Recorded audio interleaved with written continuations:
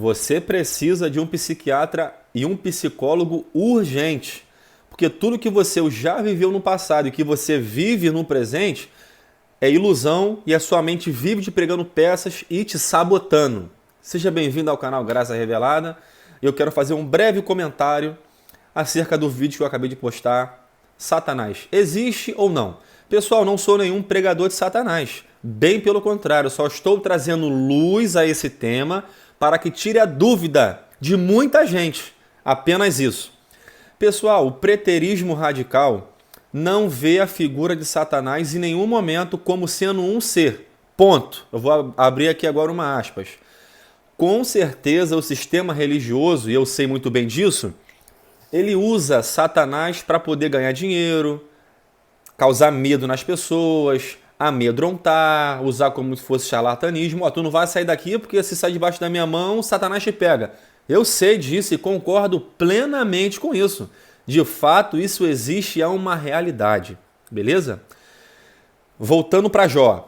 O livro de Jó, se eu não conseguir enxergar Satanás naquele texto ali, que o preterismo não enxerga, porém enxerga o Deus que está ali, mas não enxerga Satã. Enxerga Satã como se fosse um homem mortal, meramente com inveja de Jó.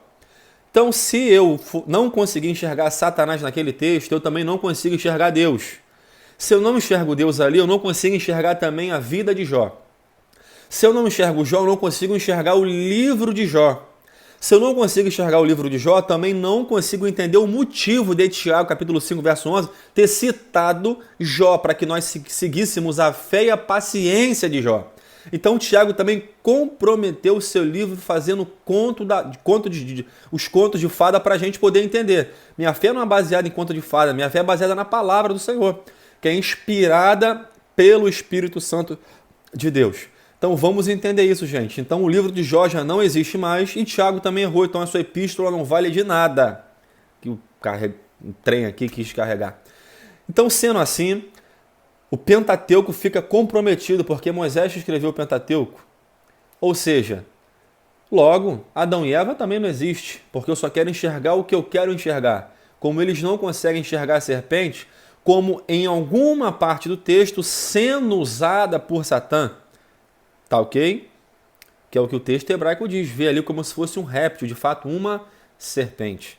Então logo, eu não consigo ver Deus, eu não consigo ver o homem nem a mulher. Logo nós somos uma Matrix, eu e você não existimos e nada disso aqui existe. Nossa mente está nos pregando peça, é tudo ilusão, é tudo ilusório. Sendo assim, lá em Isaías 53, aquele homem que ia vir para tirar o pecado dos nossos ombros e sobre as suas pisaduras íamos ser sarado, esse homem também não existiu. Melquisedeque também não existiu. E se esse homem de Isaías 53 não existiu, não teve redenção. Logo estamos mortos ainda nos nossos pecados e delitos. Somos gentios na carne. Sendo assim, gente, Jesus não expulsou aquele demônio daquela mulher lá em Lucas 13, que vivia 18 anos sendo atormentada por Satanás. Sendo assim, ele não expulsou a legião de demônio, que se chamava legião, porque eram muitos, entre outros várias situações nos evangelhos. E Paulo também, em Atos Apóstolos, não expulsou o espírito de adivinhação daquela menina. E há quem diga que aquele espírito ali era meramente um espírito qualquer de chute. Ah, eu vou chutar como se fosse um time de futebol, Flamengo e Vasco. Ah, vou chutar, quem vai ganhar hoje é o Flamengo. Ou vai ser empate, ou o Vasco que vai ganhar. Bem pelo contrário, ali, né, os senhores dela, aqueles que comandavam aquela menina lá em Atos dos Apóstolos, seus senhores, que a Bíblia relata, ficaram tão furiosos que levaram o apóstolo Shaul, o apóstolo Paulo, para ser julgado e chicoteado. Gente, essa menina de fato ela não era uma menina comum, operava sobre ela a ação do diabo, porque no nome de Jesus que o apóstolo Paulo falou, ele podia meramente dar um conselho: menina, para de fazer isso, porque pela fé e pregar a salvação para ela. Mas ele usa o termo sai em nome de Jesus, e o espírito saindo dela logo ficou são. Aí que os senhores daquela menina vieram, porque viram que os seus lucros tinham cessado e açoitaram Paulo praticamente. Quem é que vai fazer isso em uma pessoa que não dá tanto lucro? E você dá um chute uma vez ou outra em uma proposta, em um jogo de futebol, e às vezes você acerta. Agora aquela menina ali, gente, ela não era meramente uma palpiteira, não. De fato, o diabo usava ela para aquela função determinada. E ela cruzou com Paulo pela misericórdia do Eterno. Eu louvo a Deus por isso, que ela pôde ser liberta e viver uma vida pela fé em Cristo Jesus. Se eu for enxergar aquilo que eu quero sem examinar as Escrituras, principalmente no original, eu vou estar comprometendo toda a Escritura, como eu falei para você. Logo, tudo é fictício, tudo é histórico e nada existe. Beleza? Agora eu vou contar para vocês uma história muito interessante. Eu não preciso de psicólogo, graças a Deus, nem de psiquiatra, e não julgo quem precise, porque é uma função dada por Deus para ajudar a nossa carne, a nossa mente em momentos difíceis, ou talvez de nascença, ou hereditário, ou que seja. Eu entendo muito bem disso porque eu convivo com uma pessoa assim, tá bom? Gente, eu joguei bola durante 12 anos. Morei em 7 estados do Brasil, tá? Eu vou contar uma experiência para vocês que eu vivi e nenhuma explicação bíblica vai ou irá valer mais que uma experiência vivida. Aquilo que você viveu, você viveu.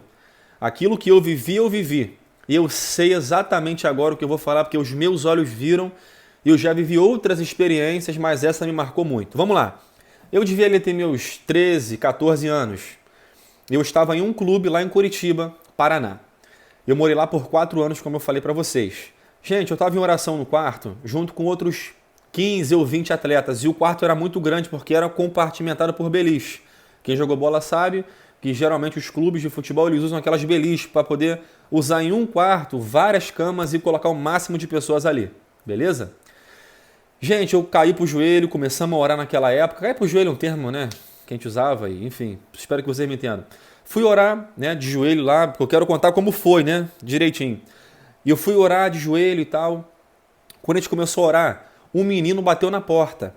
Quando esse menino bateu na porta, eu falei, quem é? Ele, Gabriel, é o Matias.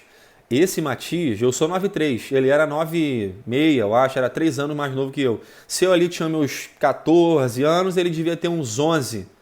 Eu não estou aqui lembrando muito bem da data, né, do aniversário dele, que eu até me lembrava, que a gente morou junto 4 anos, lá no clube, lá, então a gente tinha as datas um dos outros, né?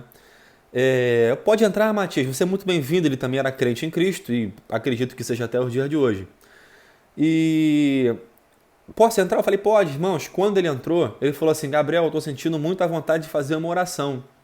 Gente, quando aquele menino começou a orar, ele falou assim para mim, filho meu, Gabriel, daqui a 3 anos e 8 meses, vou tirar você dessa terra e vou levar você para uma outra terra e você vai jogar num time de camisa branca e preta. Eu vou falar passo a passo para mim não poder errar nem ser leviano na minha palavra, né? 3 anos e 8 meses depois, gente, eu já tinha até esquecido disso. O clube no qual eu estava me demitiu e eu fui para São Paulo jogar num time de camisa preta e branca e esse time era o Santos. Eu joguei lá por 3 meses. A profecia se cumpriu, número 1. E nessa mesma levada ele falou assim, livro eu, seu pai, não era um derrame, livro seu pai de ter um infarto. Depois disso tudo, peguei o telefone, liguei para minha mãe e falei, mãe, recebi aqui uma profecia de um menino usado por Deus, assim, e assado e tal. Minha mãe, meu filho, aconteceu aqui um caso de um familiar nosso ter falado algo para o seu pai, o acusando disso ou daquilo outro. Meu pai é um homem muito sério, muito forte, né? Poucas brincadeiras, é um homem muito sucinto. Então, aquilo mexeu muito com o coração dele, ao ponto de fazer com que ele viesse até passar mal. Eu não sabia disso, porque eu estava em outro estado e minha mãe não ia querer me preocupar. Eu, era um adolescente, minha mãe com certeza contornou aquela situação e conseguiu resolver junto com meu pai. 2, se cumpriu. 3, livro também o teu irmão de uma morte através de uma mulher. Mãe, aconteceu isso aqui também, o menino me falou isso aqui, sendo usado por Deus, meu filho. Dentro dessa semana teve uma festa do seu irmão. Uma menina veio de um lugar para participar dessa festa. Resumindo, rolou lance até de arma e de briga. 3, essa profecia também se cumpriu porque nossos familiares tiveram que intervir para que não viesse a ter morte até naquela casa ali, que é a casa da minha mãe, né? Ou seja, se cumpriu porque Deus de fato deu o livramento, né, gente?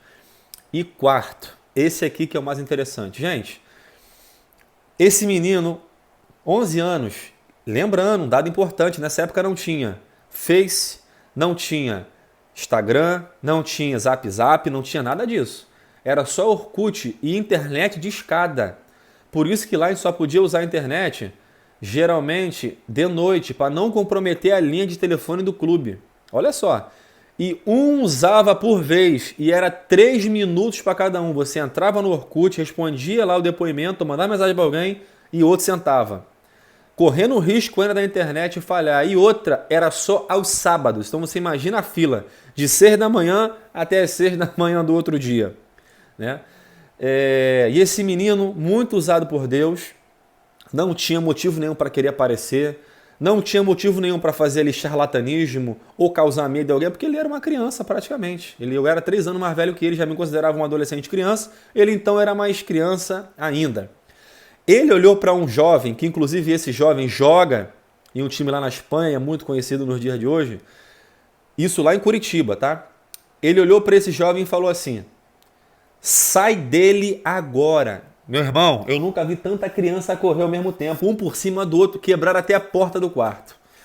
E eu fiquei ali, porque eu nunca tive medo. Então eu fiquei ali plantado junto com o Matias, fazendo essa oração por esse menino. Mas o Matias não falava como se ele tivesse uma revelação, ele falava como se fosse o próprio Espírito Santo se apossando do corpo dele.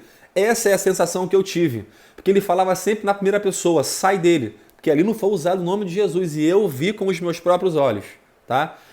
Meu irmão, quando falou sai dele, no meio daquela meninada, e outro dado importante, estava sem luz no clube. Então não tinha como ele ver que ele quisesse amedrontar com 11 anos.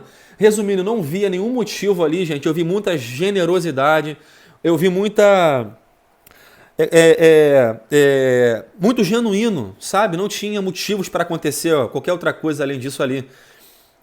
No tocante a querer se aparecer ou fazer aquilo, ganhar outras proporções. Gente, nunca vi tanta criança correr na minha vida. Aí ficamos ali. O olho dele já virou, as mãos para trás, ele começou a babar, aquela baba grossa. Meu irmão, parecia que o cara estava tendo um ataque epilético cardíaco. Eu comecei a ficar nervoso e falei: tá repreendido, tá repreendido, tá repreendido. Comecei a chorar, porque é uma das experiências únicas que eu tive na época. E ele falou assim: sai dele agora. Falou pela segunda vez. Foi uma experiência que eu vivi. Gente, na segunda vez aquele menino voltou ao normal.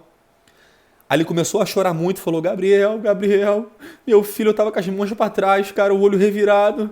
Caramba, cara, eu sentia meu braço amarrado, eu conseguia ver o meu olho assim, muito forçando aqui essa parte aqui da altura da cabeça. Gente, não estou dizendo que toda manifestação é assim.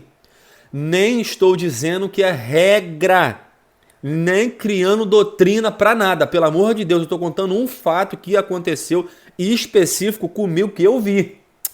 A internet é terrível. O celular está descarregando, então apareceu aqui o... Vamos lá. Eu vi com meus próprios olhos essa situação e me marcou muito. Então ele me contou ali toda essa situação, o corpo dele trêmulo e tal, a barriga dele começou a remexer antes de, né, na minha opinião, aquela entidade ou aquele espírito sair dele. A barriga dele começou a tremer, gente, na minha frente aqui, parecia que tinha um bicho aqui dentro. Fazia assim e voltava assim, como se fosse realmente furar a barriga. Eu vi com meus próprios olhos. Eu vi essa manifestação e aquele menino sendo usado por Deus repreendeu aquele espírito e aquele menino voltou ao normal. E ele não era cristão, ele estava lá através de um convite que eu fiz para poder fazer uma oração. E a partir dali, ele aceitou a Jesus, claro, da nossa época, do nosso jeito na época, né, dentro do sistema, aquela coisa toda, mas aceitou e Deus viu a intenção do coração, né, e não os dogmas, nem as mazelas que nós fazíamos. Mas Deus recebeu esse menino e escreveu o nome dele no livro da vida por causa da generosidade, de forma genuína, porque foi de coração e éramos adolescentes, criança. E o Matias mais criança ainda. Essa é uma experiência que eu vivi. E eu podia contar várias aqui, que eu já vivi. Talvez você também tenha vivido muitas experiências, mas você tem medo de falar. Por quê? Te explicar a Bíblia errada, então você está achando que é a sua mente que te pregou peça. Ou você teve muita ilusão. Não. Eu não sou nenhum maluco, nem tenho um problema mental. Eu tenho muita consciência e sei tudo o que aconteceu na minha vida até hoje. Claro que existe charlatanismo, como eu falei, teatro, existe. Mas esse fato que aconteceu comigo foi muito específico e eu já vivi outras situações que eu expulsei em nome de Jesus e eu vi com os meus olhos e de fato aconteceu, gente. Então, por gentileza, você que já viveu isso sabe o que eu estou falando. Fica aqui o meu abraço de gratidão.